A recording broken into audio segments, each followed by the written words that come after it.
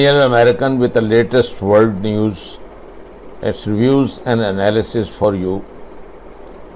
And please subscribe to this channel if you like it. This channel is now on the YouTube and available to everyone.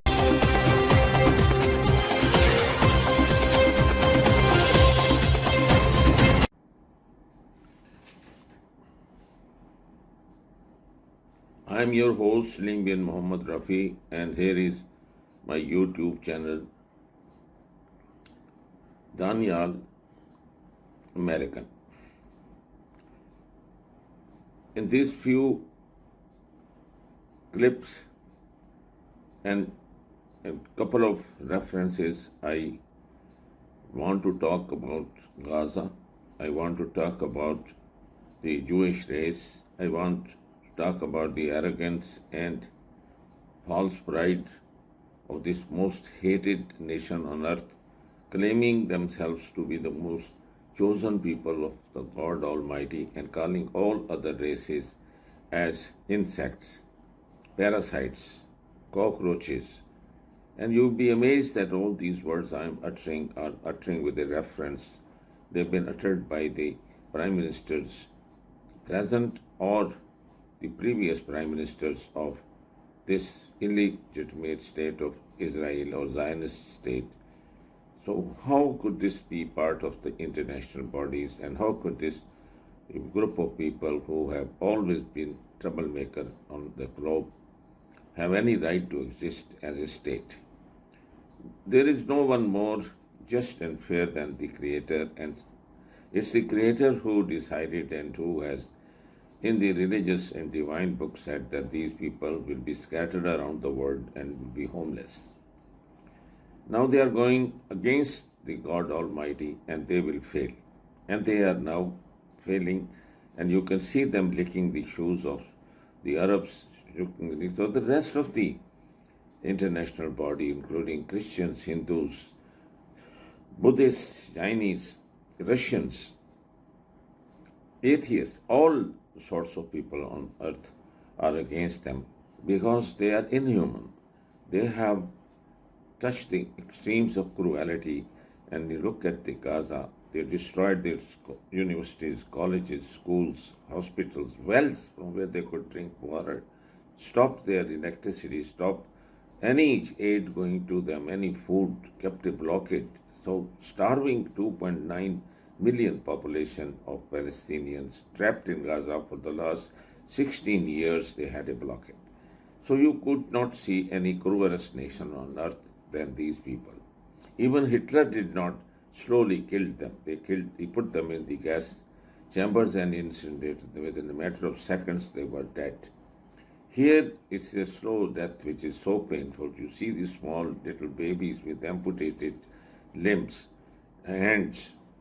Now you can see them drinking the sewage water, and you can see in front of the mothers and fathers their charred bodies, their decapitated bodies, with no hospital care, the hundreds of cancer patients without treatment, hundreds and thousands of diabetics without insulin or other medicine, with other antibiotics, without anything, no food to eat, no bakery left, no shops left, no agriculture left, no greenhouses left. They destroyed anything which sustains life. So I will just read the words of one of the prime ministers so that you can see for yourself the level of what they think and how they think they are superior.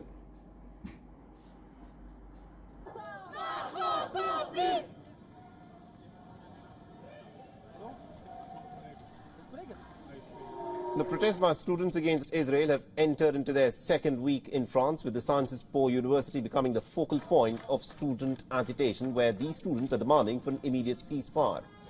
The protests, however, here are much smaller in scale than what has been witnessed so far in American universities. Now, according to reports, the police entered into the Sciences Po University to try and remove dozens of students who were staging a sit-in demonstration, demanding for an immediate ceasefire in this onslaught that is taking place in the Gaza Strip.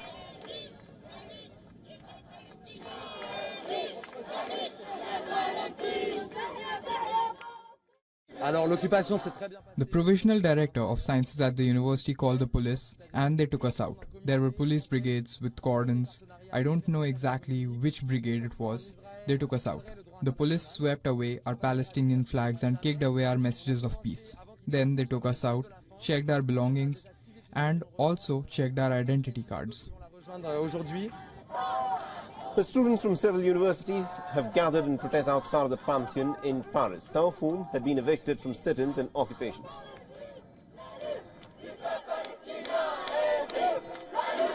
La Palestine n'est pas à toi, Netanyahou! ואתה כושל היום. אתה ראש הממשלה הכושל שהיה בתולדות ישראל.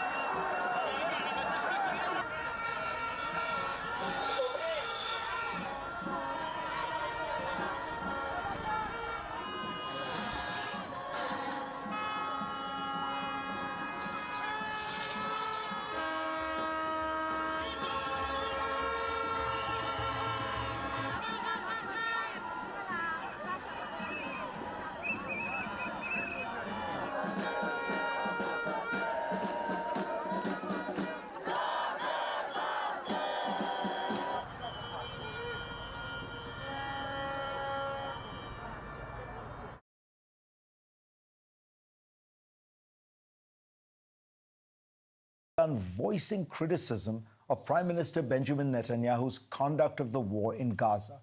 Israeli media has been reporting on a weekend security meeting at which the Chief of Staff of the Israel Defense Forces, General Herzi Halevi, criticized Netanyahu's lack of a clear strategy, pointing out that the Israeli military had re-entered northern Gaza, an area it claimed to have cleared in January.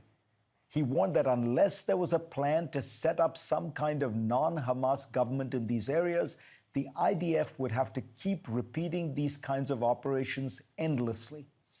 Israel's defense minister, Yoav Gallant, has gone further, publicly criticizing the prime minister, pointing out that the day after Hamas will only be achieved by actors who replace Hamas, and declaring that he would not permit Israel to try to govern Gaza directly.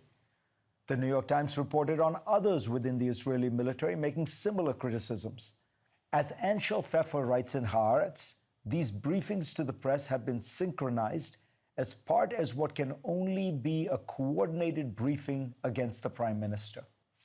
The reason for these extraordinary dissents at a time of war is that Israeli officials have begun to realize what American officials have been warning them about for months, that without a strategy to create stable governance in Gaza, they will face a continuing insurgency, just as the US did in Afghanistan and Iraq. There is evidence it is already happening. Israeli forces have been forced back into Jabalia twice, and they have returned 3 times to Zaytun. Their recent and controversial raid on the Al-Shifa hospital was the second effort, showing that their initial success was not lasting. U.S. Secretary of State Antony Blinken noted last Sunday, "We've seen in areas that Israel has cleared, in the north, even in Khan Yunis, Hamas coming back." Much has been written about whether the Israeli military is being careful or callous in its concern for civilian casualties when conducting its attacks in Gaza.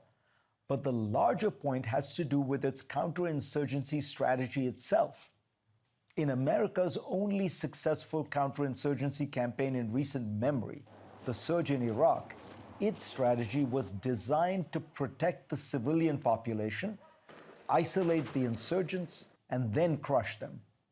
To that end, General David Petraeus worked tirelessly with Iraq's Sunnis, the community spawning the insurgency, to win them over, give them a stake in Iraq's government, and thus isolate the insurgents and the militias. He then used lethal force against those militias. This is almost the inverse of Israel's strategy, which has been first and foremost to go after Hamas guns blazing, with very little regard for winning the hearts and minds of Gaza's civilian population. Prime Minister Netanyahu's argument against post-war plans and operations is that the war isn't over. And in his words, there is no alternative to military victory. The attempt to bypass it with this or that claim is simply detached from reality. Bibi has repeatedly said that he would continue the war until he achieves total victory, by which he presumably means either a surrender by Hamas or its total eradication. The Biden administration has from early on in the war believed that Bibi's strategy was flawed because there was no way to defeat Hamas militarily without a political strategy to isolate it and offer an alternative that had some credibility and legitimacy. That was why the Biden administration wanted to begin discussions with the Palestinian Authority and a group of Arab states like Egypt and Saudi Arabia to make plans for reconstruction and governance in a non-Hamas Gaza. Netanyahu has refused to consider any such plans. Bibi Netanyahu refuses to talk about the post-war because he knows that his own post-war future is bleak. Many Israelis continue to hold him responsible for the policies that led to the October 7th attack. Were new elections to be called, he would likely lose office and then face an ongoing prosecution as well as potential inquiries about the failures that led to October 7th. All of this can be pushed off as long as he insists on a Hamas surrender, which he will not get, but which will keep the war going on indefinitely. It is a strategy not designed to secure Israel's future, but rather his own.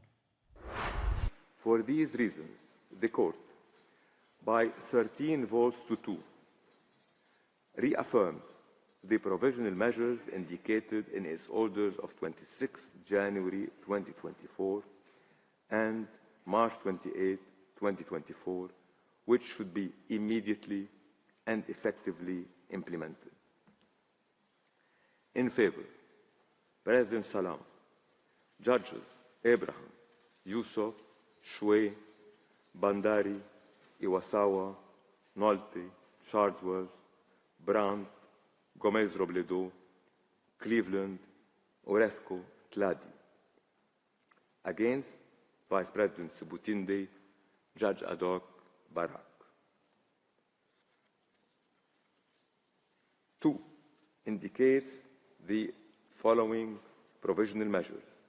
The States of Israel shall, in conformity with its obligations under the Convention on the Prevention and Punishment of the Crime of Genocide, and in view of the worsening conditions of life faced by civilians in the Rafah Governorate, A, by 13 votes to 2, immediately halt its military offensive and any other action in the Rafah Governorate which may inflict on the Palestinian group in Gaza conditions of life that would bring about its physical destruction in whole or in part.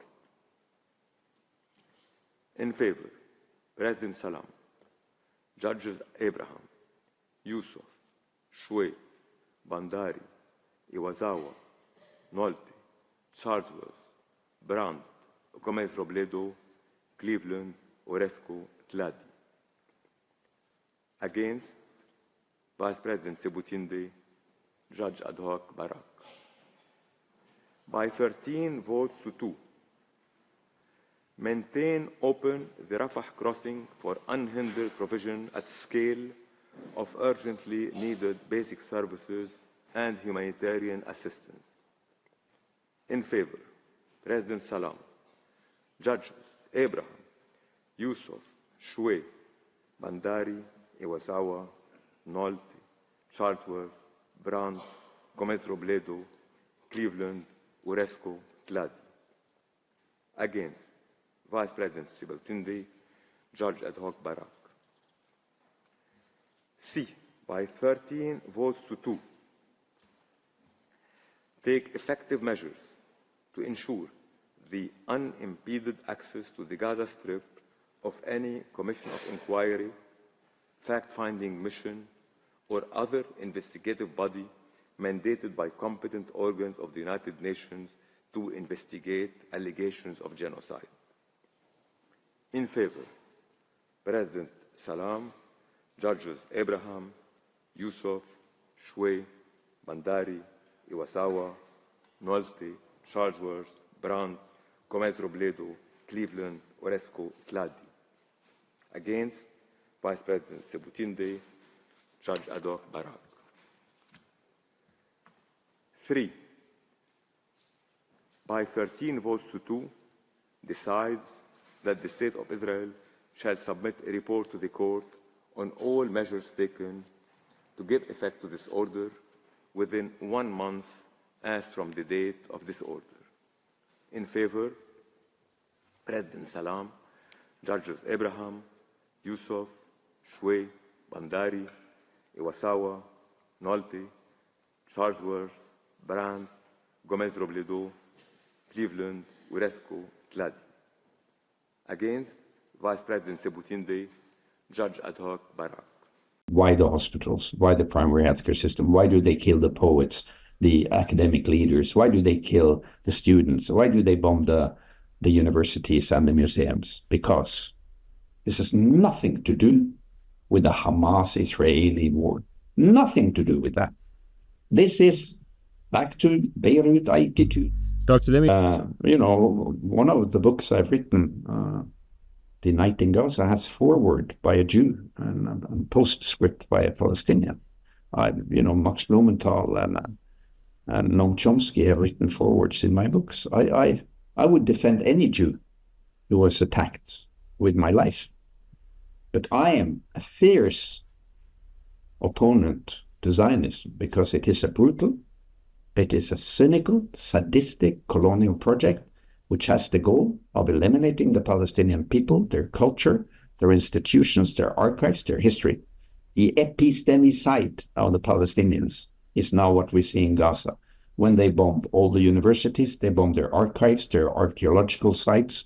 There shall be no trace of Palestinian society, culture, history, because they are going to be wiped out, like they tried in South Africa, and like they did with the native Indians in North America and Canada, and with the Aborigines in Australia, and with the Tamils in Sri Lanka.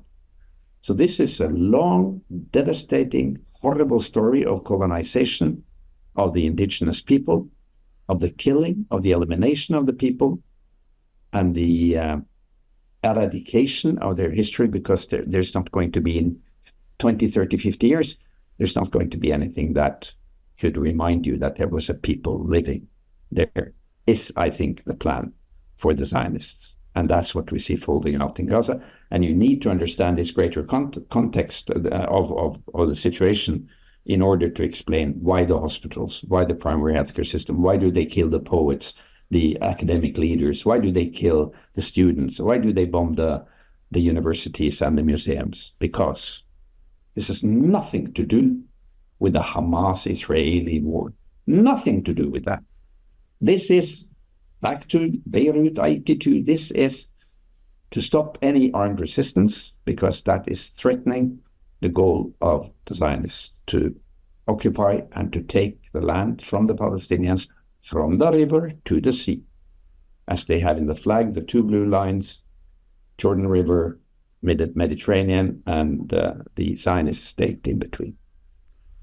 So to take back the narrative of the Palestinian people and to understand the context of what we're seeing is so important. And for me, Beirut 82 was, a pretty rough class. And then working in Gaza for the last 20, 25 years has been another long-term learning about how systematic and ruthless the Zionist occupation is, and how they are, strangulating Gaza. They have destroyed all private business structures. They have, before this attack, poverty was at 50%. Unemployment among young people was 68%. It's a very young population, average age around 18. So the whole survivability of the Palestinian society in Gaza was already quite diminished, and healthcare was, it was functioning, but it was not fully operative in any way. So this last attack is sort of the last step in Palestinian people but they will resist. They will not give up. And I don't think Israel, I say like Ilan Pappé says, this is the end of Zionism. I just want to go back to 82, and when you came back from that, and after seeing what you call the devastating war that Israel acted out on population centers and everything else. Back then, did you think, what is your frame of mind? Did you think the Zionist project would be able to continue in 1982 for another 42 years? Did you think that sort of the impunity that Israel has been able to continue acting with impunity for the last 42 years would also have continued? Did you think that there'd be some, then as a younger doctor whose eyes had just been opened to what you just said was a very clear colonial project, did you think some sort of accountability and peace would come sooner?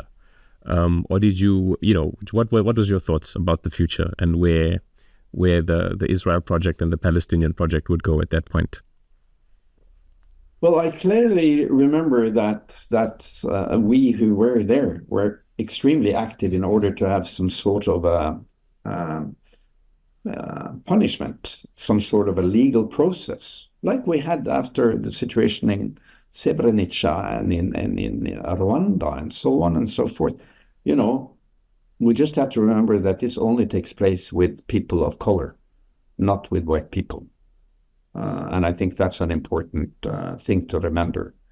But we were naive. We thought there would be some sort of a court thing, sort of a ICJ thing or some international courts that would be set up in order to find out what kind of war crimes were perpetrated and who were the responsible. Now, there was a trial with regards to the massacre in Sabra and Shatila, but that was handled by Israel, by the State of Israel.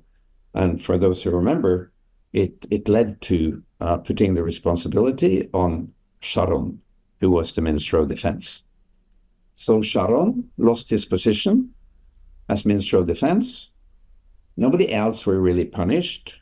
They said it was the phalangists who did the killing, but it was under the surveillance and control of the Israeli army, who saw everything happening into these two big refugee camps. Sharon came back later as prime minister, as we all know. He always called the Palestinians the insects. I was naive in 82. I thought there would be a proper legal process. There was none. But there was a process. It was the Sean McBride Commission, which was more like a tribunal set up by legal experts, military experts in the West, in Europe, who wanted to see some sort of accountability come true. So there was, I don't recall how long it was, maybe it was a week of hearings in Oslo, in the SAS hotel in Oslo, where all of us who had been in Beirut, we were witnesses, and we gave our testimonies to this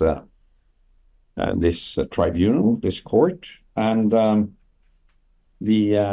don't have the proceedings here, but it's 3 volumes actually, which was printed with clear conclusions that this was war crimes, had no consequences, and the international sphere did not at all attack the Israeli impunity.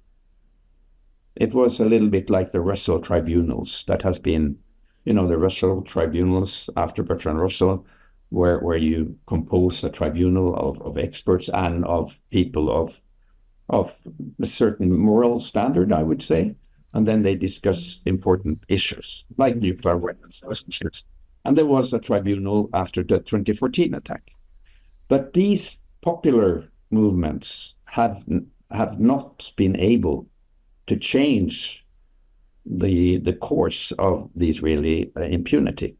So no, I did not believe in 82 that this could go on, or this could be increased with the cruelty and the extent that it has through these years. And I think today I am a much more matured participant in the struggle for Palestine, because I understand that this is much more than just saying to the occupiers, oh, no, you can't do that. No, please don't please don't bomb these children's cancer hospital. Don't you understand that you shouldn't do that? Please don't arrest minors in the West Bank and put them in solitary confinement. Don't you know you shouldn't do that? Please do not deny people water and food. Please don't let pregnant women not have any access to safe delivery conditions. You think you could talk to people in 2024 with a certain rationale, a certain common humanity platform, and say, listen up, this you just don't do. With Israel, no. And we should learn the lesson. The US imperialism, the colonialism, fortunately recruited probably one of the strongest anti-colonial resistance movements in modern history, the Palestinian resistance. And they're all shivering in their trousers because they see that the urban warfare that is going on in Gaza is not easily won, and they will not win it. So in many ways, there is hope. And of course, the international solidarity movement has been massive through these days, and the encampment of the students starting at Columbia University and now becoming an international worldwide student intifada is extremely promising. There are universities all over who are divesting now, thanks to the students' brave demands of divesting from research cooperation, from teaching cooperation, from financial supporting institutions in Israel cooperating with the Israeli military. It's not only in the US, Canada, it's in, it's all over. Netherlands, Norway, Ireland, Scotland, UK. It's a massive movement. And don't forget that it was in many ways the students' movement that both brought the apartheid struggle to a new level, brought the Vietnam solidarity movement to a new level through the killings in Kent and the follow-up of that, and also the anti-racial movement in the US. The students, incredibly important. It's the future, the students. So I think this triangle of resistance, the Palestinian resistance proper, which is the most important, the students' movement, which is global, and the global solidarity movement itself, which has really, really mobilized more than we have ever seen. And very promising that young Jews in the US are turning away from Zionism and making alliances with their brothers and sisters from the Arab world and from Palestine. It's going to be a new dawn. It must be a new dawn. If not, we're all lost. You've just mentioned that you've been working there since 1982 and on and off and in and out of Gaza and other Palestinian territories. Right now, you're not in Gaza. Are you in close coordination with doctors who are in Gaza, health facilities? What are you hearing from them? Yes, I am in close contact with my old colleagues. I've been working, my first appearance in Gaza's healthcare was during the first Intifada in 1989. And then from around 2006, I've been traveling to Gaza annually to teach, to do research, to follow up patients, and to just be there with the system, with the healthcare system. So in addition to these sort of commitments I have at university level and with research and healthcare development together with the Palestinian healthcare system, I always go there when there is bombing. So I was there during the bombing in 2006, 2008-9, 2012, and 2014. And I produced, together with my team, a number of scientific papers. So I have a network of colleagues in Gaza that I've known for the better part of 22 years. And I communicate with them. The sad thing, the horrible thing is, of course, that some of my closest colleagues have been killed with their families by the Israeli killing machine. Other colleagues that I also communicate with regularly, if not daily, at least regularly, have been captured, taken away from Gaza into the concentration camps in the Negev desert and been heavily tortured. Two of them, close friends, have been tortured to a level that they are shadows of themselves. And one, the brave and famous head of the orthopedic department in Shifa, was tortured to death. Of the one remaining, I keep close contact. I get updates. I get cases. I discuss the situation. And then what people don't know is that we have a large number of supporting networks, in particular in the Arab world, in the medical world, where we are hundreds of medical doctors and other specialists who have organized video-based support systems in order to stand shoulder to shoulder with our colleagues in Gaza in the situation where we cannot travel in because we're denied access, and in a situation where the resources are dramatically insufficient to handle complex cases. So I have multiple information sources from the ground in Gaza. I talk regularly with the Minister of Health, Dr. Youssef Abarish. I talk to the head of the International Cooperation Committee, Dr. Shatat, Mohammed Shatat, Ahmed Shatat, and I talk to others. These are extremely valuable sources of knowledge. And then, of course, I follow the UN OCHA's reports that comes 3 times a week. It is called Flash Updates. This one is from yesterday, 17th of May, on day 224, and it sums up the number of killed, the number of wounded in Palestine on the Israeli side, and of course the numbers from Israel has been completely flat since the 7th of October, whereas the numbers on the Palestinian side have been increasing, as if they were following a mathematical formula. So there is abundant resources who can easily be accessed by all the rulers in the Western world. All the governments have access to this very detailed update 3 times a week. They know everything that has happened. They know of all the attacks. They know detailed, like in this last flash update, they go through who were killed from the 15th to the 17th of May. How many, where they were killed, how they were killed. And listen up, during these 2 days, from the 15th of May to 17th of May yesterday, Israelis killed 70 Palestinians in Gaza, and they wounded 120. And the last 24 hours, that is the 24 hours of the 17th of May, they killed 31 and they wounded 56. So the numbers are staggering. They're so brutal. Compassion fatigue. And compassion fatigue essentially means that your compassion as professionals, can be exhausted if you don't get refill, if you don't have a way of venting out what you're taking in. It's also called debrief, but mainly it is about sustain a long-standing crisis with lots of impressions that tax our emotional capacity, our feelings, at a high level. We want to cry, we want to vent our anger, we want to help, we want to go there.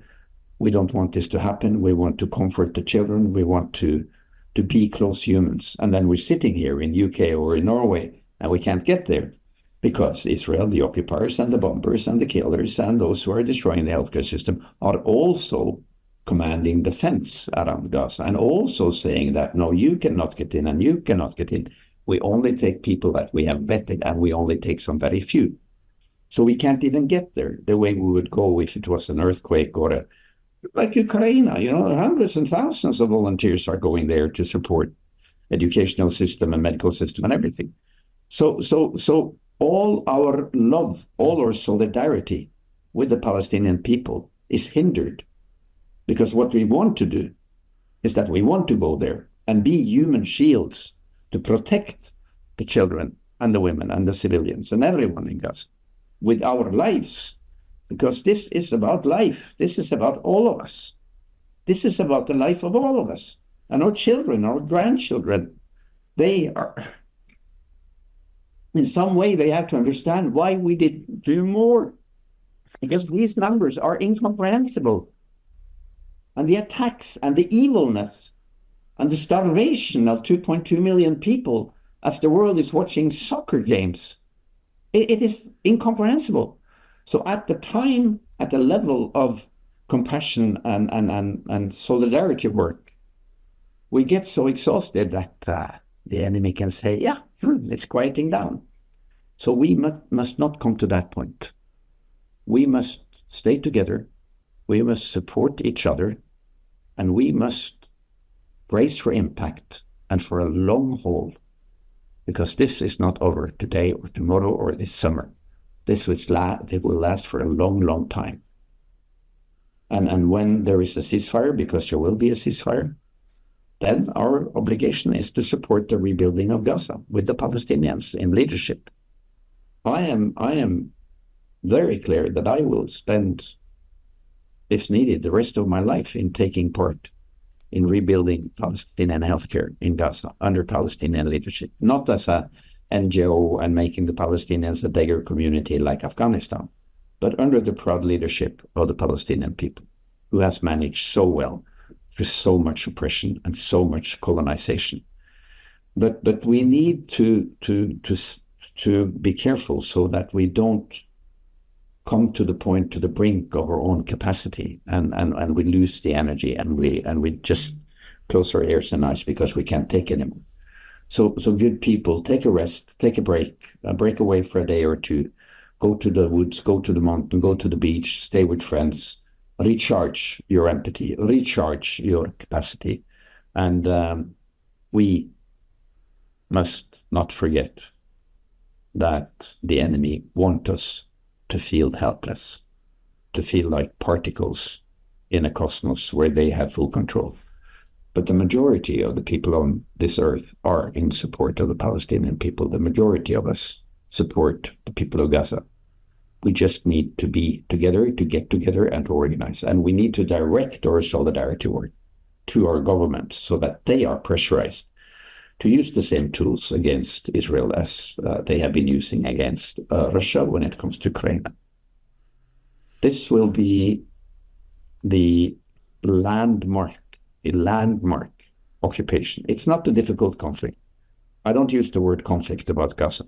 It is a difficult occupation. And this occupation has to be solved with a combination of armed resistance and political solutions. And those political solutions will come in place once the governments feel pressured enough from the people and the solidarity movement that they will change their politics on Israel and on Palestine. And the only language they understand is if people are voting for them or not. So I think the next step in the solidarity movement will be to challenge all the parliamentarians, all those going to the EU Parliament, to the national parliaments. What is your stand on Palestine on these three questions, for example? Open embargo, divestment, ceasefire. You can formulate the questions and say, we will ask all the candidates for the next election and we will publish the results. That will make them think. They don't care about demonstrations. They don't care about people walking in the streets. They can barely hear it into the parliaments, into the halls of power. What they understand is if they lose their seats. And what Israel understands is money and power. And as long as the US is supporting Israel, they're not going to shy away from any of these mean, sadistic methods they're using in Gaza. So we have a great responsibility on us, but we need to ration, we need to take care of ourselves and our family and our friends and other solidarity workers, and listen to each other and give each other a good hug. The most important thing in crisis for a human being is another human being. And we can all be that other human being for each other. And through that, make strong alliances. Why would I as a doctor be preoccupied with this? Because I'm sick and tired of wiping up the blood from the floors of the hospitals in Palestine, mending the wounds, while the Israelis' causative factor, the bombing and the occupation, is going on unhindered. Because as a doctor, I'm obliged to do two things. I have to take side with the patient, and in Palestine, the patient is the Palestinian people. So I choose to be on the side of the Palestinian people, and I support their resistance. And number two, I'm as a doctor and a healthcare person, I'm trying to look for the root causes, not for the symptom. Now, the blood dripping from the operation table from a 8-year-old child with double amputated legs is a symptom of something else. It's a symptom of colonialism. Of course, we're going to take care of these legs, but we can't only do that. We need to address the root cause, which is the occupation of Palestine, which is not a difficult conflict. It's a difficult occupation. This is not a symmetrical conflict between two parties. This is not between Hamas and Israel. This is between the Palestinian people and the colonial rule and the colonial occupation army of Israel and the United States. That's why this is not a difficult conflict, but a difficult occupation. Titrate your language, because the word we use are important. The terrorist is the state of Israel. They fulfill all the criteria to be called terrorists, using armed means to terrorize a civilian population. They've been doing that for years and years, tenth of years. Israel is attacking, Palestine is defending. Israel is colonizing, Palestine is resisting. And these words are important. This is not a difficult conflict. This is a difficult occupation. And the occupation has to end. This will not be solved by more field hospitals and more doctors. This will right now be solved by ceasefire, opening the borders or defense, unlimited access for all international aid agencies and help, and stop the excess mortality and the avoidable death in Gaza. Take care of the children and stop defunding UNRWA. This is my simple prescription for Gaza. And then we need long-term political solutions to end the occupation. Dr. Matt-Gilbert, I have one last question, and it's actually I'm in doubt whether I should ask it, because it takes a negative turn again after the optimism of how bad the situation is. But it comes again to naivety. And you just said that one day there will be a ceasefire, and then there will be an obligation to rebuild Gaza. Do you still think that maybe you're being naive, that there may not be a ceasefire, that the worst will happen? And if that happens, what do you think the consequences are for the world? Number one, I resist turning cynical. I don't want to be a cynical person. I want to be a realistic optimist. And if we look back at history, the colonizers have lost by and large. There are multiple problems with that, and there is still colonization, there is still colonial thinking and all that.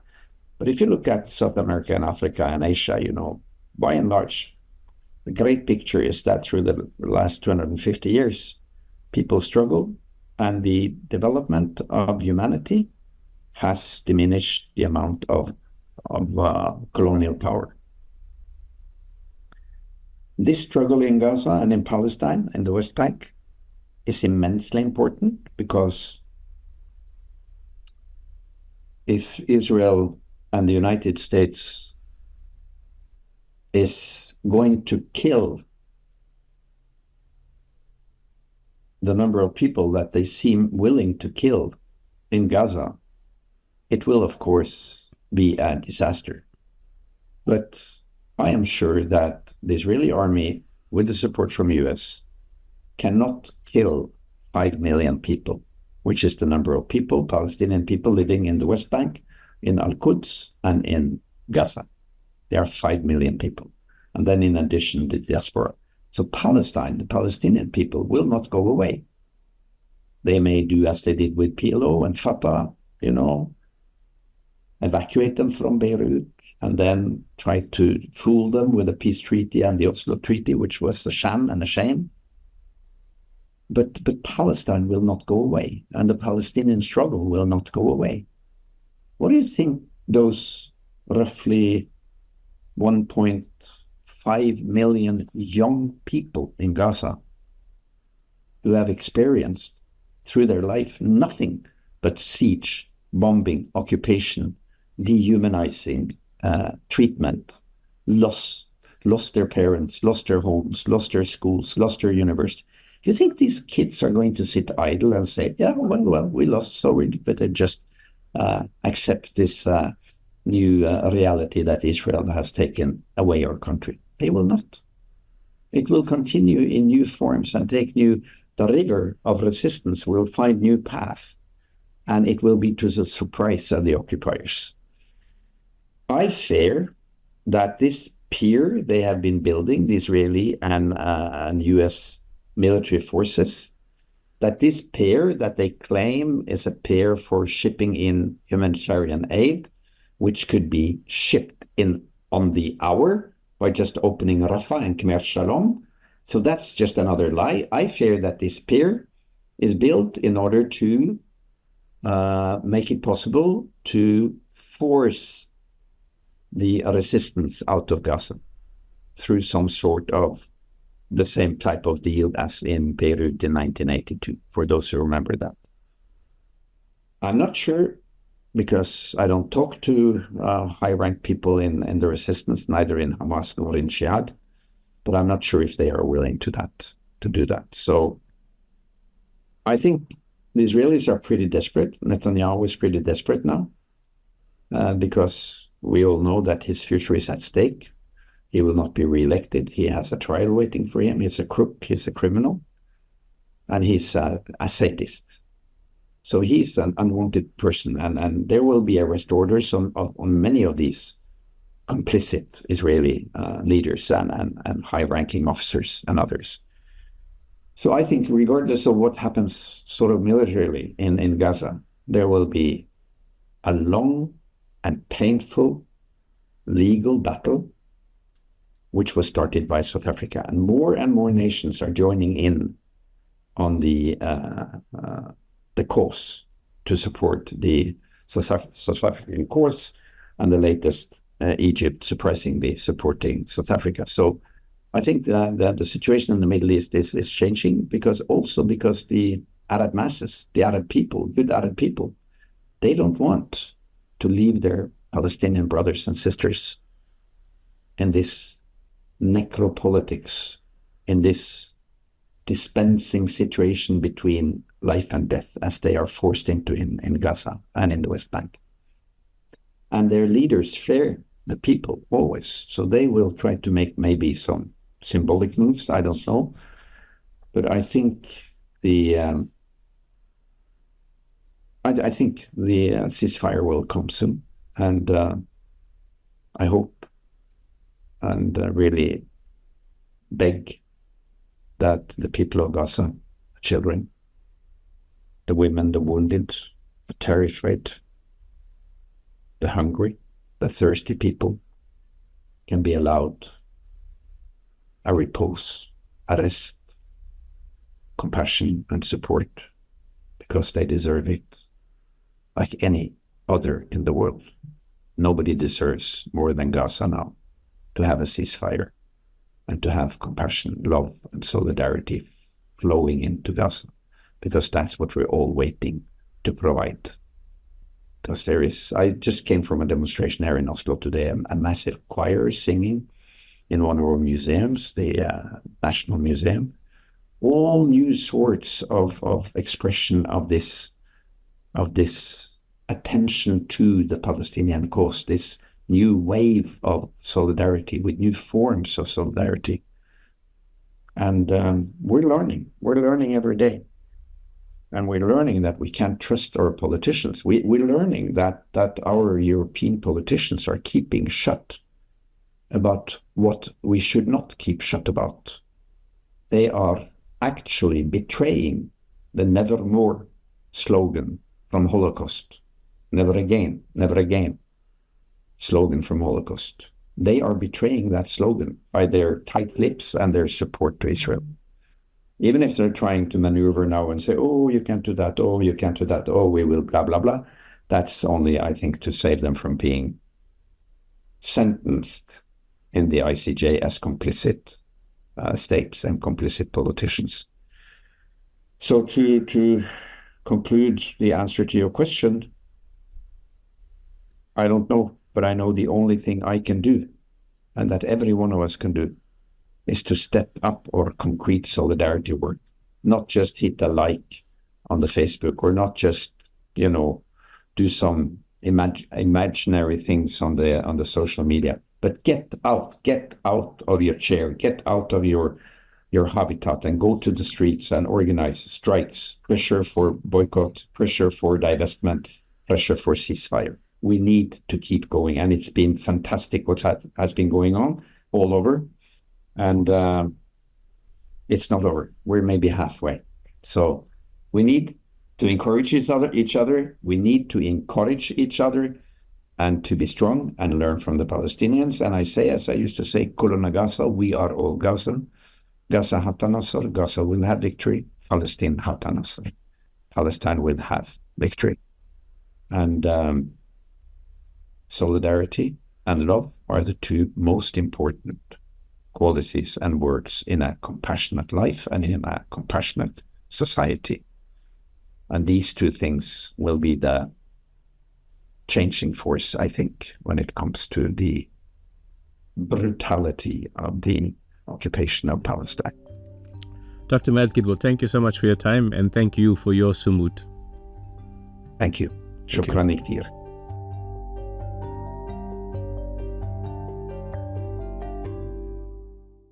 We now have mountains of UN reports, UN experts, the International Court of Justice, the International Criminal Court, shouting from the rafters that Israel is carrying out war crimes and crimes against humanity in Gaza. And yet, all of this is showing us, sadly, that Israel has no interest in international law, and the United States has no interest in demanding that Israel actually comply with international law, besides rhetorical flourishes added in statements to the press in the United States. The continued military support to Israel is really not just a savage attack on the Palestinian people, it is a savage attack on international law itself, and it will come to haunt and hurt America for decades to come.